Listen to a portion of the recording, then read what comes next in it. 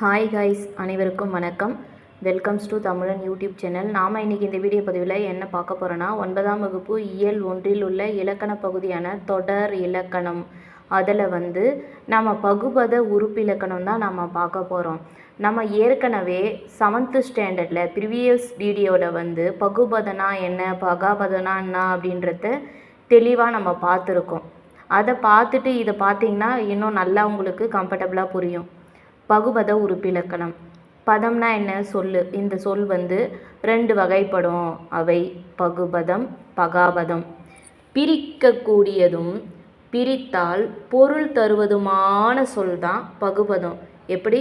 பிரிக்கக்கூடியதும் பிரித்தால் பொருள் தருவதுமான சொல் தான் பகுபதம். இது பெயர் பகுபதம், வினை பகுபதம்னு 2 வகைப்படும். இந்த பகுபதம் பெயர் பகுபதம், வினை பகுபதம்னு 2 வகைப்படும். மொத்தமாக பகுபத உறுப்புகள் 6 வகைப்படும். அது என்னென்னா பகுதி, விகுதி, இடைநிலை, சந்தி, சாரியை, விகாரம். ஃபஸ்ட்டு பகுதி முதல்நிலை. சொல்லின் முதலில் நிற்கும், பகாபதமாக அமையும், வினை சொல்லின் ஏவலாகவும் பெயர் சொல்லில் அறுவகை பெயராகவும் அமையும். எப்பயுமே ஏவல்னா என்னது? கட்டளை பொருளாக தான் அமையும். பகுதி அதை நம்ம பிரித்ததுக்கப்புறம் அது அதுக்கு மேலே பிரிக்க முடியாமல் அமையும். அதுதான் பகுதி. அதுக்கடுத்து விகுதினா இறுதிநிலை. சொல்லின் இறுதியில் நின்று திணை, பால், எண், இடம் காட்டுவதாகவும் அமையும். திணைனா என்ன? உயர்திணை, அஃறிணை. பால்னா என்ன? ஐம்பால் இருக்கு இல்லையா, அதுதான். என்னென்ன? ஆண்பால், பெண்பால், ஆண்பால், பெண்பால், பலர்பால், ஒன்றன்பால், பலவின்பால். அதுக்கப்புறம் எண் ஒருமை, பன்மை. இடம் என்ன? தன்மை, முன்னிலை, படர்க்கை. இதையெல்லாம் தெளிவாக காட்டுறதா இருக்கும் விகுதி. அதுக்கடுத்து இடைநிலை. இந்த பகுதிக்கும் விகுதிக்கும் இடையில நின்று காலம் காட்டுச்சினா அதுதான் இடைநிலை. அடுத்து சந்தி. பகுதியையும் பிற உறுப்புகளையும் இணைக்கும். பெரும்பாலும் இது எங்கே வரும்னா பகுதிக்கும் இடைநிலைக்கும் இடையில தான் வரும் சந்தி. அடுத்து சாரியை. பகுதி, விகுதி, இடைநிலைகளை சார்ந்து வரும். அதனால் பெரும்பாலும் இடைநிலைக்கும் விகுதிக்கும் இடையில வரும் இந்த சாரியை. விகாரம். விகாரம் தனி உறுப்பு அன்று. இந்த மேற்கண்ட பகுபத உறுப்புகள் இருக்குது இல்லையா, அதில் ஏற்படுற மாற்றம் தான் விகாரம். அடுத்து பகுதி. ஃபஸ்ட்டு பகுதியை பற்றி பார்க்கலாம். ஊரன். இது எப்படி நம்ம இது எப்படி கட்டளை பொருளாக சொல்லலாம்? ஊரன் அப்படின்றத ஊர். நடிகன். அதை எப்படி கட்டளை பொருளாக சொல்லலாம்? நடி. பார்த்தான். அதை எப்படி கட்டளை பொருளாக சொல்லலாம்? பார். வரைந்தான், வரை. மடித்தார், மடி. மகிழ்ந்தால், மகிழ். இதுதான் பகுதி. அதுக்கடுத்து விகுதி. படித்தான். இதில் தான் ஆணில் முடியுதா, அது ஆண்பால் வினைமுற்று விகுதி. ஒரு வார்த்தையில் ஆணில் விகுதி முடிஞ்சிச்சின்னா அது ஆண்பால் வினைமுற்று விகுதி. பாடுகிறாள். ஆள் பெண்பால் வினைமுற்று விகுதி. ஆளில் முடிஞ்சிச்சுன்னா பெண்பால் வினைமுற்று விகுதி. பெற்றார். ஆர் பலர்பால் வினைமுற்று விகுதி. ஆறில் முடிஞ்சால் அது பலர்பால் வினைமுற்று விகுதி. நீந்தியது. தூ ஒன்றன்பால் வினைமுற்று விகுதி. தூ ரு அதில் முடிஞ்சிச்சின்னா அது ஒன்றன்பால் வினைமுற்று விகுதி. ஓடின. ஆ பலவின்பால் வினைமுற்று விகுதி. ஆ அதில் முடிஞ்சால் அது பலவின்பால் வினைமுற்று விகுதி. சிரிக்கிறேன். ஏன் தன்மை, ஒருமை. இப்போ யார் சிரிக்கிறது? சிரிக்கிறோம்னு சொல்லலாங்க. சிரிக்கிறேன், அப்போ நான் தான் சிரிக்கிறேன்.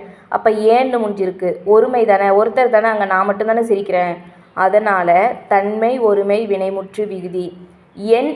ஏன் வந்துச்சுன்னா தன்மை, ஒருமை, வினைமுற்று விகுதி. உண்டோம். ஓம் தன்மை, பன்மை, வினைமுற்று விகுதி. உண்டோம்னா நம்ம நிறைய பேர் சேர்ந்து சொல்கிறோம், பன்மையில் தானே முடியுது. அதனால் இது தன்மை, பன்மை, வினைமுற்று விகுதி. ஆம், எம், ஏம், ஓம் இதில் முடிஞ்சிச்சுன்னா தன்மை, பன்மை, வினைமுற்று விகுதி. செய்தாய்.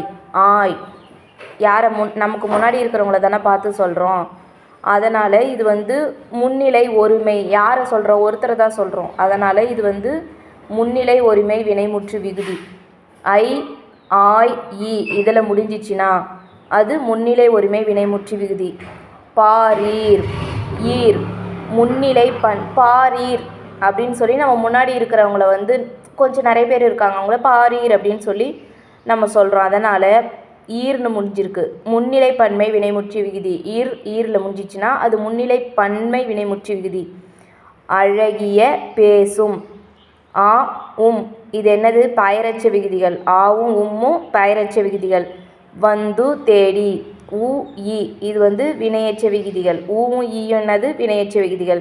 வளர்க க வியங்கோல் வினைமுற்று விகுதி. கா இய இயர் இதில் முடிஞ்சிச்சுன்னா அது வியங்கோல் வினைமுற்று விகுதி. முளைத்தல் தல் தொழிற்பெயர் விகுதி. தல் அல் ஐ கை சி பூ இன்னும் எக்ஸெட்ரா இதெல்லாம் நம்ம ப்ரீவியஸ் கிளாஸ்லேயே நம்ம பார்த்துருக்குறோம். அதை நீங்கள் மறுபடியும் அந்த வீடியோவில் போயிட்டு பார்த்தீங்கன்னா இன்னும் நல்லா புரியும். தல் அல் ஐ கை சி பூ இதெல்லாம் வந்து என்னது? தொழிற்பெயர் விகுதி. அதுக்கடுத்து இடைநிலைகள். வென்றார் இது எப்படி நம்ம பிரிக்கலாம்? வெண் கூட்டல் இர் கூட்டல் ஆர்னு பிரிக்கலாமா? வெல்லுன்னு பிரிக்கலாம். அதில் வந்து இதில் வந்து என்ன வந்திருக்கு? இர் வந்திருக்கு. இறந்த கால இடைநிலை. இட் இர் இன் இதெல்லாம் வந்துச்சுன்னா அது இறந்த கால இடைநிலை. உயர்கிறான் இதில் என்ன வந்திருக்கு? கிரு வந்திருக்கு. அப்போ நிகழ்கால இடைநிலை. கிரு கின்று ஆனின்று இந்த 3 வார்த்தைகள் வந்து அது நிகழ்கால இடைநிலை. புகுவான் செய்கேன். இக்கு வந்துச்சுன்னா அது வந்து எதிர்கால இடைநிலைகள். இப்பு இவ்வு இக்கு இதெல்லாம் வந்துன்னா அது எதிர்கால இடைநிலைகள். பறிக்காதீர். ஆ வந்துச்சுன்னா எதிர்மறை இடைநிலை.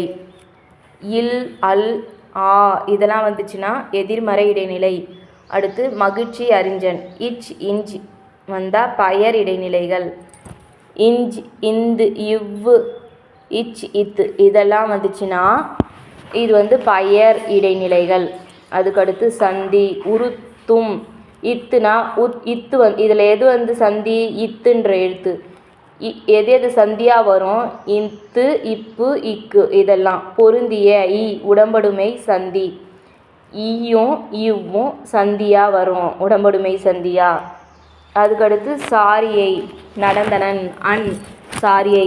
ஆன் இன் அல் அற்று இற்று அத்து அம் தம் நம் நும் ஏ ஆ உ ஐ கு இன் இதெல்லாம் சாரியையாக வரும்.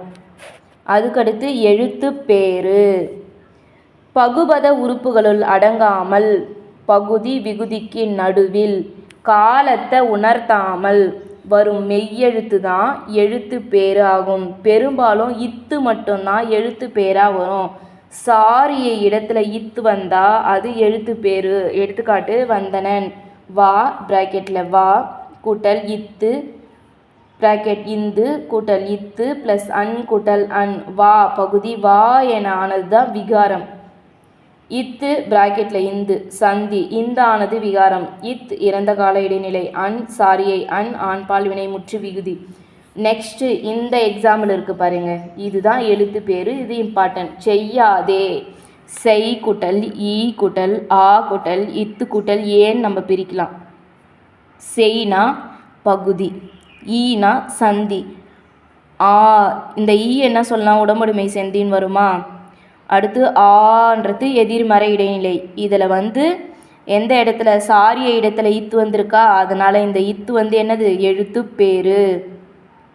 சாரியையா வந்து என்னென்ன வரும்னா ஆன் இன் அல் அற்று இற்று அத்து அம் தம் நம் நும் ஏ ஆ உ ஐ கு இன் இந்த எழுத்துக்கள்லாம் வந்தால் தான் சாரியை. ஆனால் இங்கே சாரியை இடத்துல என்ன வந்திருக்கு? இத்து வந்திருக்கு. அப்போ இது எழுத்து பேரு. செய்யாதே அப்படின்னு நம்ம முன்னாடி இருக்கிறவங்க ஒருத்தரை தான் நம்ம சொல்கிறோம். அதனால் இது முன்னிலை ஒருமை. கட்டளை பொருளாக நம்ம சொல்கிறோம் செய்யாதே அப்படின்னு சொல்லிட்டு. அதனால் முன்னிலை ஒருமை ஏவல் வினைமுற்று விகுதி. நன்றி, வணக்கம்.